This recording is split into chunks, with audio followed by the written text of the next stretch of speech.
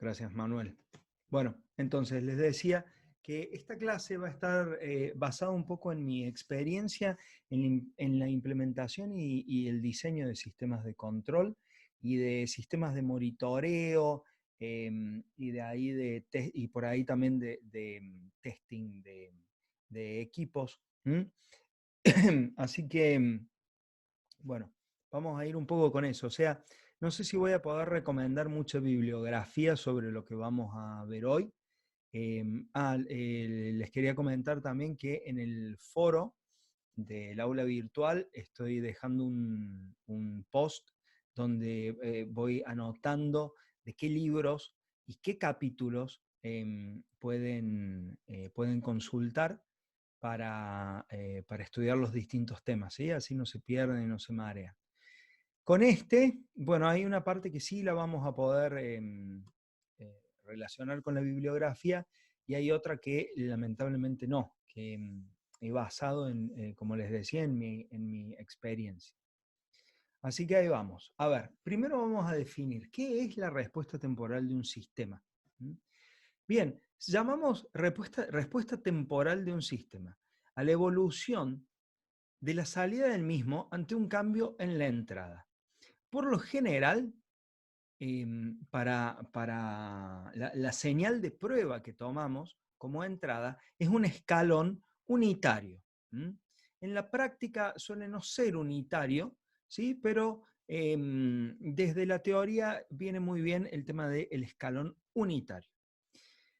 ¿Cómo se mide? ¿Qué medimos de la respuesta temporal? Bueno, o a qué llamamos, ¿cómo queda determinada? Queda determinada por la salida del sistema desde el instante t igual a 0, que es el instante de tiempo en el cual aplicamos el cambio en la entrada, hasta que la salida del sistema se establece, o sea, mantiene un valor constante. Constante que puede ser constante si si la entrada es un escalón unitario, ¿no? Por supuesto. En los sistemas de control, vamos a ver que estudiamos la respuesta temporal de dos clases de funciones de transferencia.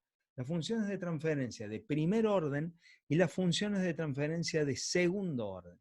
¿Se acuerdan que en las clases anteriores estuvimos hablando diciendo que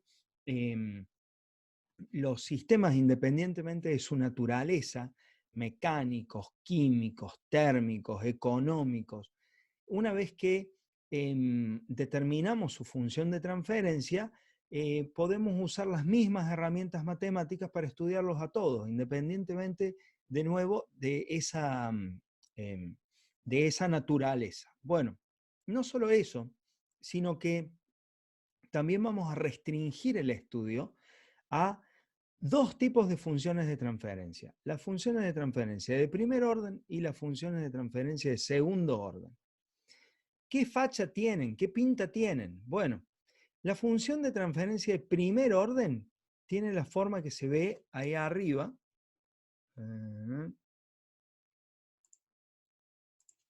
Esta forma de acá. G1. ¿Qué forma tiene? Una constante en el numerador y un único polo en el denominador, que puede ser expresado de muchas formas. Por ejemplo, tau por S más 1 o K sobre tau sobre S más 1 sobre tau o B sobre S más A. ¿Sí? Esa es la forma de la función de transferencia de primer orden que vamos a estudiar en este curso. Las funciones de transferencia de segundo orden van a tener esta forma. G2 de S igual a K por omega n cuadrado sobre S cuadrado más 2 zeta omega ns más omega n cuadrado, que es lo mismo que B, una constante, sobre S cuadrado más A1 por S más A sub 0. ¿Sí? Con la particularidad de que este polinomio denominador, por ser cuadrático, va a poder tener raíces o bien reales puras y distintas, o bien reales e iguales, o bien complejas conjugadas. ¿Sí? Vamos a hacer esa salvedad. Nosotros más adelante vamos a estudiar en profundidad qué significa omega n, qué significa k, qué significa zeta, y vamos a estudiar en profundidad también qué significa tau, la constante de tiempo, ¿sí? Por ahora me alcanza con que acordemos que lo que vamos a estudiar va a tener o bien esta forma, una constante sobre un polinomio de primer orden, o bien esta forma, una constante sobre un polinomio de segundo orden. ¿Hasta ahí vamos bien? Sí, profe. Bien, perfecto. Entonces, respuesta temporal, ¿qué es? Dada una función de transferencia, ¿sí? Ponemos a la entrada una señal conocida, por lo general un escalón unitario, y estudiamos, o sea, vemos, medimos cómo es su salida, cómo varía su salida. Vamos a ver algunos ejemplos. Ok, vamos a este primer ejemplo que tenemos acá.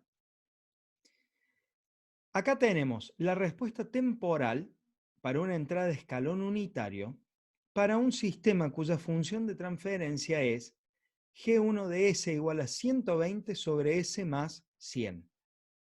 ¿Sí? 120 la constante del numerador, S más 100 el denominador. Fíjense que tiene esta forma, ¿sí? Ya vamos a ver que todas las funciones de transferencia de primer orden siguen esta regla, siguen esta forma, y fíjense que llega a su valor de régimen, digamos, podríamos dividir la respuesta en dos partes, más o menos por acá por 0.06 segundos, podemos dividirla en dos partes, una parte donde la respuesta varía, ¿sí? Va cambiando su valor, y otra parte donde permanece fijo. A esta parte de acá la llamamos régimen transitorio, y a esta otra parte, régimen permanente o de estado estable. ¿Sí? Nos interesa saber en qué momento llega al estado estable nuestro sistema. Entonces, fíjense, por ejemplo, para esta función de transferencia G1 de S igual a 120 sobre S más 100, llega a establecerse más o menos en 0.06 segundos. ¿Sí? Bien, veamos la siguiente. La siguiente, G2 de S, es 12 sobre S más 10.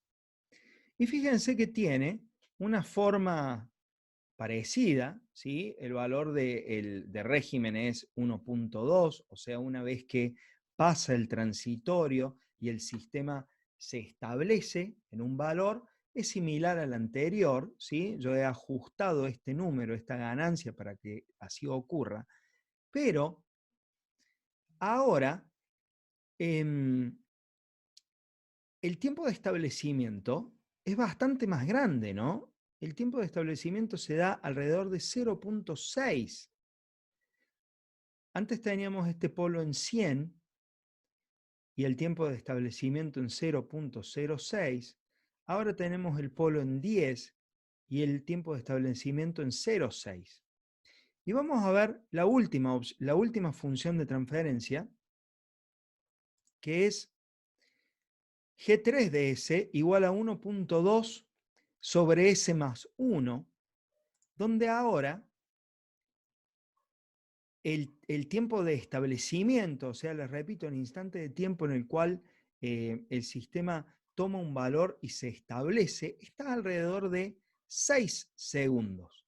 ¿Mm? Entonces, lo que podemos ver acá es que a medida que el polo se hace más chico, es decir, este número que está acá, este numerito que está acá, se aproxima cada vez más a cero, la respuesta temporal se va haciendo cada vez más lenta. ¿Sí? O sea, al sistema le cuesta cada vez más tiempo, demora cada vez más tiempo en llegar a su valor de régimen. Cuando hablo de polos y ceros, todos entienden a qué me refiero, ¿no? Sí, profe. Bien, excelente. Vamos a dibujar entonces ahora los polos de cada una de estas funciones en el plano complejo. Acá tenemos el eje real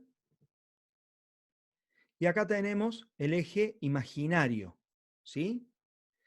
Para la primera función de transferencia, 120 sobre S más 100, el polo está acá. Está lejos del eje imaginario. Para la segunda, el polo está en menos 10, ya estamos acá, se acercó. Y la tercera, con el polo en menos 1, está bien pegada al eje imaginario. Entonces, dejamos en claro que a medida que los polos se acercan al origen de coordenadas de este plano complejo, ¿sí? Plano complejo compuesto por el eje real y el eje imaginario, a medida que los polos se acercan al origen, la respuesta temporal del sistema se va haciendo cada vez más lenta. Y entonces, ¿qué pasa cuando combinamos sistemas en cascada? O sea, donde la salida de uno es la entrada del otro. ¿Cómo se ven afectadas las respuestas temporales por los polos de cada uno de los sistemas? Bueno, veamos acá tenemos la combinación de las funciones de transferencia con las que estábamos trabajando anteriormente. Acá tenemos, por ejemplo, en este gráfico de acá, podemos ver en verde G1, que era la planta más rápida, ¿sí? Que se establece muy rápido, y en rojo G3, que es la planta más lenta, ¿sí? La que tenía el polo en menos 1. Y en azul, el producto de las dos, o sea, sí, bien digo, el producto, porque se acuerdan que cuando teníamos funciones de transferencia en serie, la función de transferencia combinada a una única función es el producto de las funciones de transferencia de los sistemas que están en cascada. Ahora bien, ¿qué pasa? La amplitud es el producto, termina siendo el producto de las amplitudes de las dos señales, ustedes lo pueden corroborar, pero fíjense qué le pasa a la respuesta. La respuesta Depende del más lento. depende del más lento, exactamente. Lo podemos ver de nuevo en este otro gráfico, donde tenemos G2 multiplicado por G3. G2 era 12 sobre S más 10. Es una respuesta un poco más lenta comparado con G1, pero de cualquier forma hay una gran diferencia en la lentitud, valga la redundancia, con respecto a G3. Y ustedes pueden ver que predominantemente la respuesta de la combinación, o sea, de la combinación de los dos bloques en serie, sigue al más lento, ¿sí? El tiempo de establecimiento del sistema en cascada depende fuertemente del sistema más lento, es decir, del que tiene el polo más cerca del origen. Y esto nos lleva a definir un concepto, que es el de polos dominantes. Esto lo voy a leer. La localización de los polos de la función de transferencia en los sistemas a lazo abierto o de las raíces de la ecuación característica en sistemas a lazo cerrado determinan la forma de la respuesta temporal, particularmente la respuesta transitoria. A ver, quiero que aclaremos algo acá. Acá se empiezan a confundir las cosas porque van a ver que las herramientas que trabajamos son iguales, ya sea que los sistemas estén funcionando a lazo abierto o a lazo cerrado. ¿Por qué? Bueno, porque esta función de transferencia que tenemos acá puede ser la función de transferencia tanto de un sistema a lazo abierto como de un sistema a lazo cerrado. Si nosotros tenemos solamente la función de transferencia, no podemos discriminar si el sistema estaba trabajando a lazo abierto o a lazo cerrado. Si conociéramos las señales que relaciona, ahí ya es distinto, pero en principio si tenemos solo esto, no hay mucho para hacer. Entonces, si esta Profe, función... eso que está diciendo aplica tanto para funciones de transferencia de primer como de segundo orden. Sí, Bien. Sí, así es. Ahora, si esta función de transferencia representa un sistema a lazo abierto, entonces estos dos de acá son sus polos. Si esta función de transferencia representa a un sistema a lazo cerrado, estos dos de acá son sus raíces. ¿Sí? Hacemos esa diferencia. Cuando hablamos de sistemas a lazo abierto, nombramos sus ceros y sus polos. Cuando hablamos de sistemas a lazo cerrado, hablamos de las raíces de la ecuación característica. ¿Sí? Como para poder diferenciar cuando estamos hablando de una cosa o cuando estamos hablando de la otra. Los polos dominantes o el concepto de dominancia se aplica tanto para sistemas a lazo abierto como para sistemas a lazo cerrado. Cuando estos polos o raíces se encuentran separados entre sí, por lo menos por un factor de 10, que es el caso que tenemos nosotros en el ejemplo, resulta muy notorio que el tiempo de establecimiento del sistema depende de aquel o de aquellos polos que se encuentran más cerca del origen de coordenadas. Entonces, y esto es muy importante, ¿por qué? Porque para fines de análisis y diseño, es importante clasificar los polos que tienen el efecto, un efecto que domina la respuesta transitoria y denominarlos, llamarlos polos dominantes. ¿Y por qué eso es importante? Bueno, porque yo, como les comenté recién, nosotros vamos a estudiar solamente la respuesta de funciones de transferencia de primer orden y de segundo orden. O sea, las herramientas que vamos a desarrollar son exclusivamente para sistemas cuyas funciones de transferencia tienen o bien esta forma o bien esta forma. Y eso es terriblemente limitante, porque si no, se imaginan que en la vida real no hay muchos sistemas que sean caracterizados por cosas tan simples, ¿sí? Hay sistemas que tienen ceros, que tienen más polos. Entonces, cuando nos encontramos con una situación como esta, la teoría nos va a servir para aproximar resultados, ¿sí? Y a la hora de elaborar y de desarrollar nuestros sistemas y de diseñar nuestros controladores, mientras menos ruido tengamos dando vuelta, mientras menos información tengamos dando vuelta, más fácil va a ser nuestro trabajo, ¿sí? ¿Se acuerdan que hace algunas clases cuando Entonces, hablamos? enfocarse en lo dominante. Exactamente. ¿Se acuerdan que hace algunas clases hablamos de que dijimos que la función de transferencia de un sistema o que el modelo matemático de un sistema, hablábamos en ese momento, puede ser tan complejo como se quiera o tan simple como sea necesario? La clase de hoy va a tratar sobre cómo desarrollamos esa frase, ¿sí? Y para mí hay un ejemplo de dominancia que es tremendo. No sé si tuvieron la oportunidad de ver la peli Zootopia.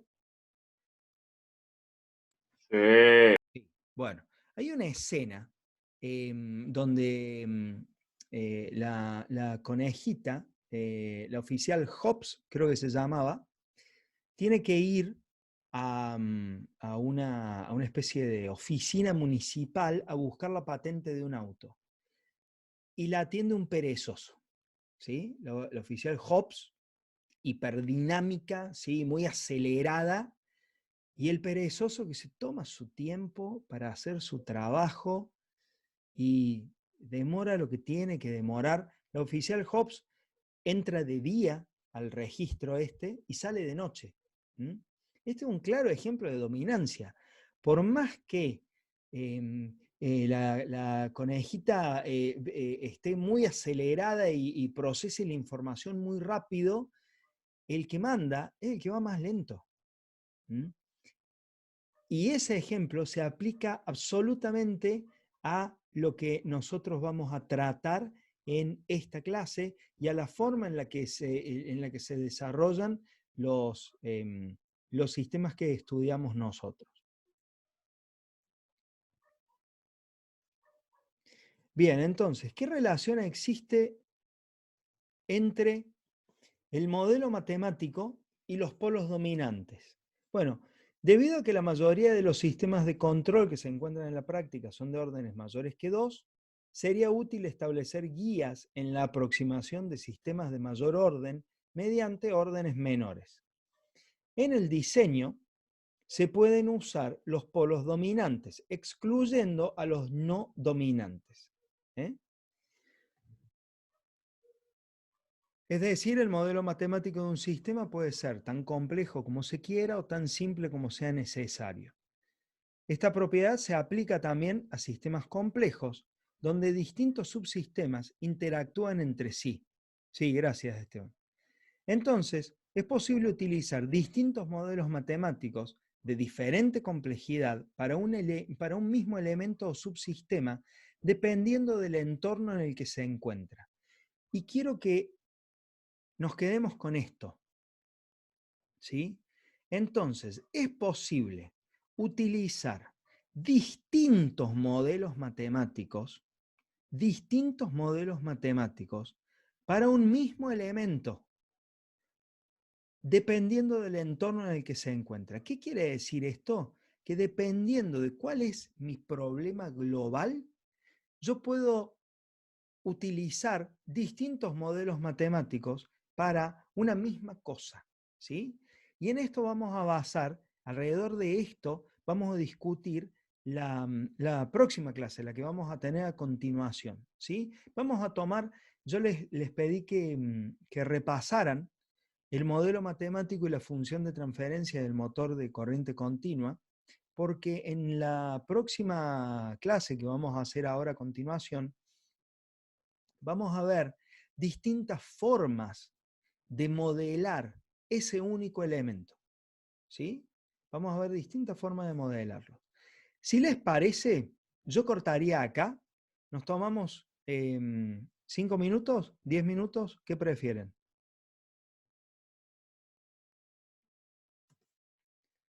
Ok, vamos a...